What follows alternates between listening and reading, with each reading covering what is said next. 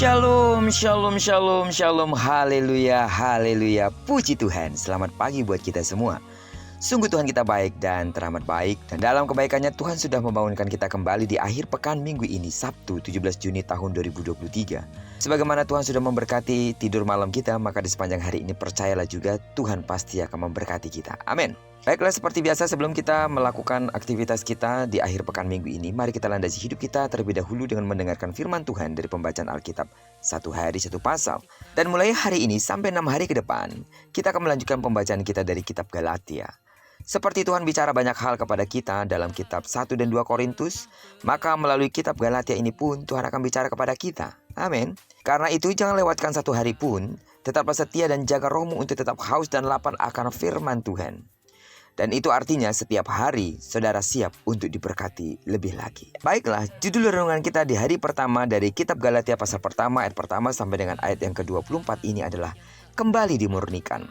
Sebagai pengantar renungan ini, saya akan coba bacakan untuk kita ayat ketiga sampai dengan ayat yang keempat. Kasih karunia menyertai kamu dan damai sejahtera dari Allah Bapa kita dan dari Tuhan Yesus Kristus, yang telah menyerahkan dirinya karena dosa-dosa kita, untuk melepaskan kita dari dunia jahat yang sekarang ini, menurut kehendak Allah dan Bapa kita. Saudara, kitab Galatia adalah surat Paulus yang ditujukan kepada jemaat yang ada di Galatia. Itu sebabnya Paulus memulai surat ini dengan memperkenalkan dirinya sebagai seorang rasul. Ia menjadi rasul bukan karena manusia yang mengangkatnya, melainkan Yesus Kristus dan Allah Bapa yang mengukuhkan jabatan tersebut. Alasan Paulus menuliskan surat ini adalah karena ternyata Paulus dan beberapa rekan pelayanannya melihat jemaat di Galatia tidak lagi seperti dahulu. Mereka telah berubah dan malah mulai berani memberontak. Dan perubahan yang sangat signifikan menuju pada perubahan yang negatif. Ini semua disebabkan karena ulah dari beberapa orang yang tidak bertanggung jawab, yaitu para penyebar Injil palsu. Pemahaman yang mereka ajarkan berdampak pada kekacauan dan kehancuran iman jemaat. Dan alhasil, jemaat di Galatia pun berubah setia kepada Tuhan. Bahkan dari antara mereka sudah ada yang meninggalkan iman kepada Yesus sebagai Tuhan dan Juru Selamat. Dan kondisi ini sungguh-sungguh membuat Paulus dan teman-temannya merasa gagal. Semua usaha mereka menjadi tampak sia-sia. Untuk memberi respons pada situasi itu, mereka pun mengirimkan surat teguran. Lewat surat itu, Paulus menghimbau agar mereka kembali pada ajaran Yesus Kristus.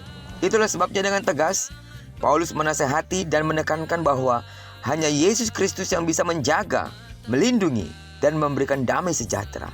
Sebab itu Paulus mengatakan supaya mereka jangan melepaskan diri dari anugerah yang telah dicurahkan atas mereka. Karena tindakan tersebut bisa mendukakan hati Tuhan yang telah menyerahkan dan merelakan dirinya untuk disalib demi menembus dosa dunia, dosa-dosa mereka.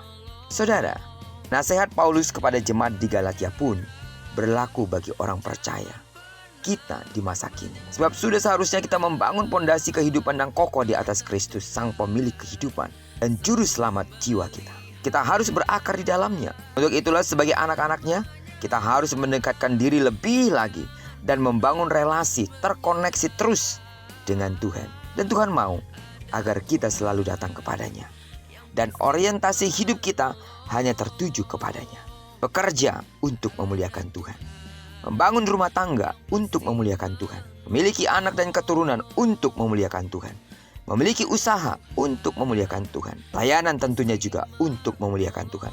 Dan apapun yang kita kerjakan, semua orientasinya harus tertuju kepada Tuhan.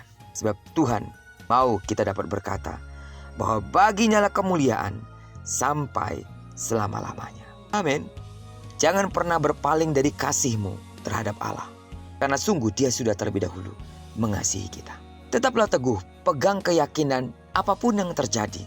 Tetaplah berpegang teguh bahwa hanya Yesus satu-satunya Tuhan dan Juru Selamat, yang dapat menjamin hidup kita yang akan datang pun yang sekarang, yang sedang kita lewati.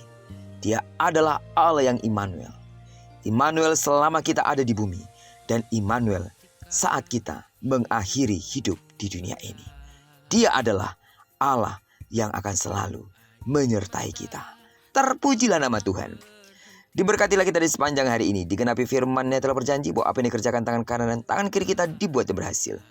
Kemanapun kaki kanan dan kaki kiri kita melangkah, di sana pasti kemuliaan Tuhan akan dinyatakan. Tidak jemu-jemunya terus aku berdoa untuk seluruh sedang jemaat Tuhan, kasih karunia Allah melimpah dalam hidupmu. Sehingga ketika bersatu musuh datang menyerang engkau, tapi karena kekuatan dan pemagaran Allah, ada padamu, maka musuhmu akan lalu daripadamu. Bagi sedang jemaat Tuhan yang sakit secara fisik, dengarkanlah, dalam nama Yesus sembuhlah sesuai dengan takaran imanmu. Diberkatilah kita bersama dengan orang-orang yang kita kasihi, serta bersama dengan orang-orang yang kita cintai dimanapun mereka berada. Terpujilah nama Tuhan. Shalom.